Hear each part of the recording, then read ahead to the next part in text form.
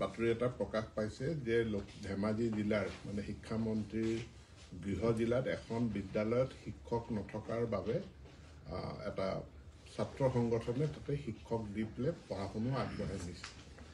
এই বাতৰিটো মিছা, কাৰণ এই বিদ্যালয়খনত শিক্ষক কৰ্মৰত হৈ আছিল আৰু এজন শিক্ষক তেওঁ যি শিক্ষকৰ বদলীকৰণ আইনৰ আধাৰত তেখেতৰ বদলি হৈছে। কৰ্মৰত শিক্ষকজন হ'ল কৃষ্ণকান্ত বৰা।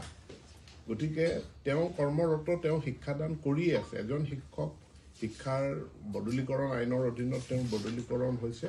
অন্য এজন শিক্ষক অহা কালিলৈ তাতে জইন কৰিব। গতিকে যি বিদ্যালয়খন জিৰ' টিচাৰ কেতিয়াও হৈ যোৱাই নাই, বিদ্যালয়খনত শিক্ষক আছে। এজন শিক্ষকৰ বদলীকৰণ হৈছে। গতিকে তাৰ ছাবষ্টিটিউট, তাৰ সলনি আৰু এজন শিক্ষকক তাতে দায়িত্ব দিয়া হৈছে, অহা কালিলৈ যোগদান কৰিব।